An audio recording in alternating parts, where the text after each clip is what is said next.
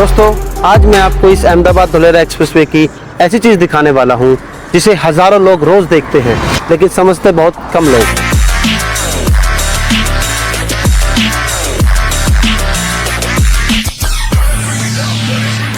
इस एक्सप्रेसवे पर अगर आपने कभी ट्रैवल किया है तो आपने एक चीज़ नोटिस करी होगी कि इस एक्सप्रेसवे के बीच मीडियन में एक काफ़ी बड़ा स्पेस खाली छोड़ा गया है। बहुत लोगों को लगता है कि ये फ्यूचर रोड एक्सपेंशन के लिए है, बट रियलिटी उससे काफ़ी बड़ी है, क्योंकि यहीं पे आ रहा है इंडिया का पहला semi high speed railway corridor.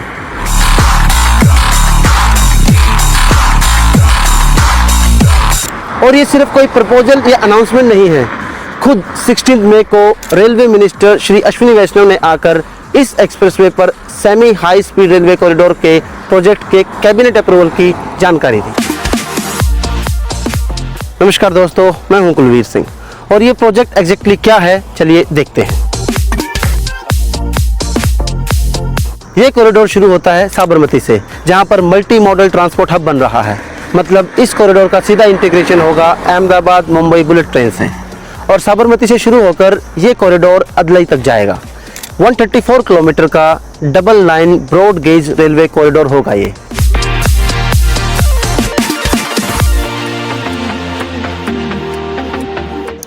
इस कॉरिडोर पर ट्रेन की स्पीड लिमिट्स होगी up to 220 kilometre per hour और एस्टिमेटेड कॉस्ट है इस प्रोजेक्ट की 20,667 करोड़। मतलब अब आप साबरमती से Dholera in just 48 minutes and Ahmedabad के सरखेज से धुलेरा इन जस्ट 34 मिनट्स आ सकते हैं।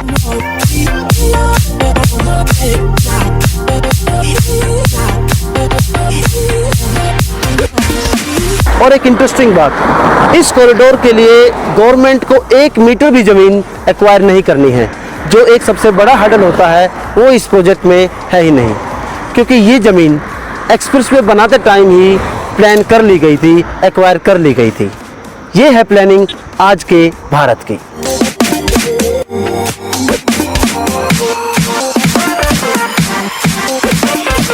लेकिन असली सवाल ये है कि गवर्नमेंट धुलेरा पर इतना फोकस क्यों कर रही है। इसका जवाब सिंपल है, अगर इंडिया को अगले 20 से 25 सालों में एक डेवलप्ड नेशन बनना है तो सिर्फ सर्विस सेक्टर से काम नहीं चलेगा, मैन्युफैक्चरिंग सेक्टर को भी मैसिव स्केल पर ग्रो करना पड़ेगा। और इसी विजन के साथ डेवलप किया जा रहा है धुलेरा को। 920 स्क्वायर किलोमीटर में फैला ये एरिया सिंगापुर से भी बड़ा है, और यहीं पर टाटा का सेमीकंडक्टर फैब्रिकेशन प्लांट बन रहा है, और उसी के आसपास डेवलप हो रहा है सेमीकंडक्टर इकोसिस्टम, बिल्कुल वैसे ही जैसे ताइवान के सिंगचू शहर में हुआ था, जिसको आज हम ताइवान का सिलिकॉन वैली कहते हैं।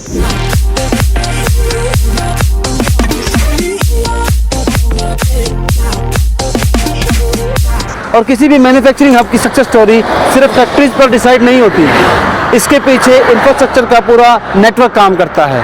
इसीलिए धुलेरा में expressway, airport, dedicated freight corridor, DMIC और अब ये dedicated semi high speed railway corridor बनाया जा रहा है।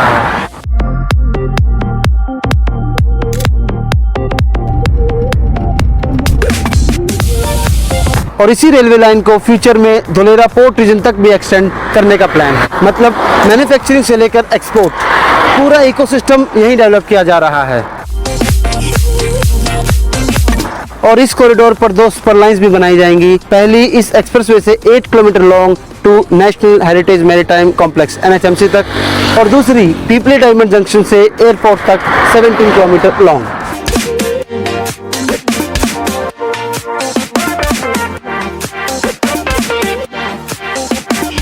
तो दोस्तों, अब मैं आपको इस पूरी कहानी की बिगर पिक्चर दिखाने वाला हूँ।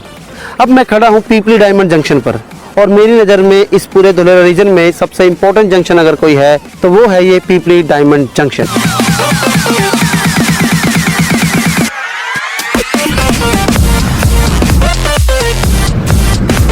ऐसा क्यों, चलिए समझते हैं। इस जंक्शन से राइट हैंड पर 6 से 7 किलोमीटर्स पर है धुलेरा इंटरनेशनल एयरपोर्ट, और मेरे लेफ्ट हैंड को 1 किलोमीटर डिस्टेंस पे है 6 लेन नेशनल हाईवे 751, जो कि आगे वडोदरा को कनेक्ट करता है, और वहीं पे नेक्स्ट हाफ किलोमीटर पर है 4 lane state highway number 40, that is Pipli Phaidra road.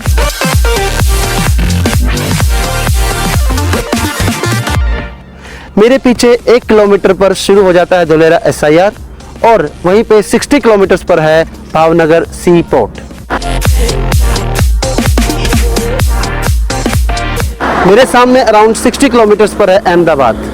लेकिन पिक्चर यही ख़त्म नहीं होती है, यहाँ से 15 किलोमीटर से भी कम डिस्टेंस पर है नेशनल मैरीटाइम हेरिटेज कॉम्प्लेक्स, जो दुनिया का सबसे बड़ा मैरीटाइम म्यूजियम है, जहाँ पर गवर्नमेंट डेटा के अनुसार डेली का फुटफॉल 25,000 रहेगा।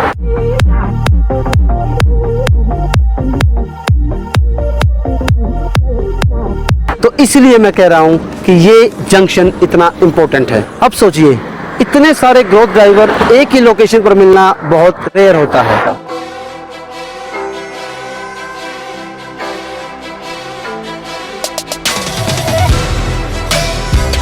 और इसलिए मैं बार बार कहता हूं कि अगर आप धोलेरा में इन्वेस्ट करना चाहते हैं तो एक बार इस पीपली डायमंड जंक्शन को जरूर स्टडी कीजिए। और धोलेरा विलेज के बाद इस पूरे धोलेरा रीजन में अगर मुझे सबसे ज़्यादा ग्रोथ प्रोस्पेक्टस किसी जगह का लगता है तो वो है इस पीपली जंक्शन के आसपास का एरिया।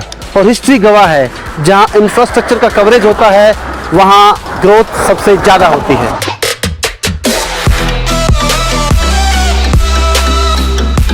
तो दोस्तों, अगर आप इस पीपली जंक्शन के आसपास इन्वेस्टमेंट अपॉर्चुनिटी एक्सप्लोर कर रहे हैं तो मेरे पास अभी एक प्रोजेक्ट प्री लॉन्च में है। इस जंक्शन से सिर्फ 2.5 किलोमीटर दूर 24 के रोड पर है वो अपना प्रोजेक्ट। वहाँ पे आपको 150 से लेकर 200 स्क्वायर यार्ड तक के प्लॉट्स मिलेंगे और प्राइसेस भी हमने अभी काफ़ी अट्रैक्टिव रखा हुआ है। अगर मैं एक एग्जांपल की बात करूँ तो आपको 150 स्क्वायर यार्ड यानी 150 गज का प्लॉट अभी सिर्फ 11 लाख में और 200 स्क्वायर यार्ड यानी 200 गज का प्लॉट आपको सिर्फ 15 लाख में मिल जाएगा। अगर आप इस प्रोजेक्ट में इन्वेस्टमेंट करना चाहते हैं या इसकी और डिटेल्स लेना चाहते हैं तो मेरा नंबर आपको डिस्क्रिप्शन में मिल जाएगा, आप मुझे कॉन्टेक्ट कर सकते हैं। और ये project NA, NOC, plan pass, registry approve document है, इसमें आपको इमीडिएट पोजीशन भी मिलेगा। चलिए वापस आते हैं हम semi high speed railway corridor पर, क्योंकि अभी उसके और इंटरेस्टिंग पॉइंट बताना बाकी है।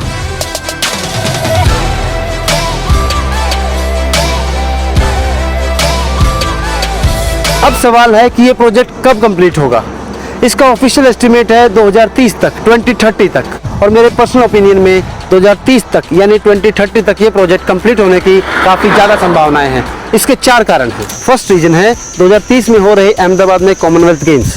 जब पूरी दुनिया की नज़र अहमदाबाद पर होगी तब गुजरात या इंडिया के most ambitious infrastructure and manufacturing project Dholera पर भी नज़र जाएगी और गवर्नमेंट नहीं चाहेगी कि उस टाइम धोलेरा की कनेक्टिविटी में कोई भी कमी छोड़ी जाए।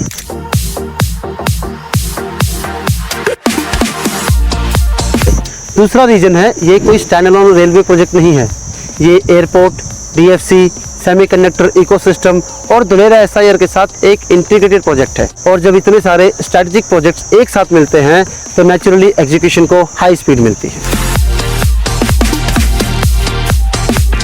थर्ड रीजन है, ये इंडिया का first semi high speed railway corridor बनेगा, तो ये और भी इंडस्ट्रियल कॉरिडोर्स के लिए एक बेंचमार्क की तरह काम करेगा और गवर्नमेंट के लिए ये एक फ्लैगशिप डेमोन्स्ट्रेशन प्रोजेक्ट रहेगा। और फोर्थ रीजन है, ये रेलवे सिर्फ कोई पैसेंजर के लिए नहीं है, ये प्रोजेक्ट DFC को भी सानंद के पास मोरैया में कनेक्ट करेगा और फ्यूचर में इसको भावनगर तक भी एक्सटेंड किया जाएगा। मतलब इसकी इकोनॉमिक इंपॉर्टेंस बहुत ज़्यादा है।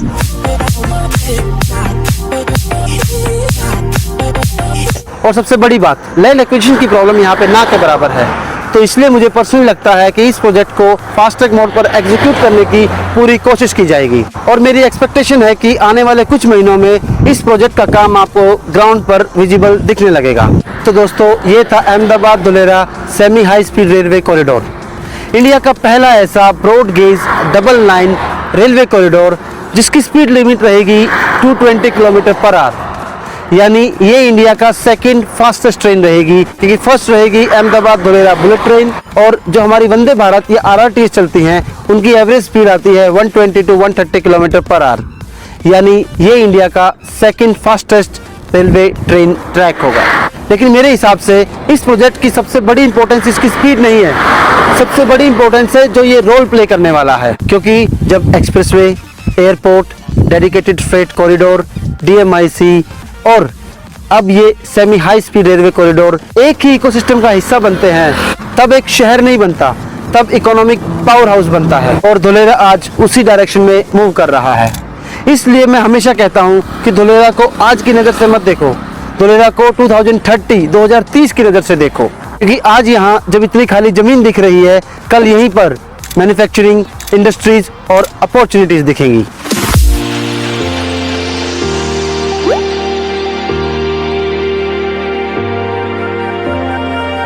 दोस्तों, अगर ये वीडियो आपको हेल्पफुल लगी हो तो please like the video, subscribe the channel, also press the bell icon so that you will not miss the upcoming videos. मैं हूं कुलवीर सिंह, दैट धुलेरा गाय। मिलते हैं अगली वीडियो में, तब तक के लिए जय हिंद, जय भारत।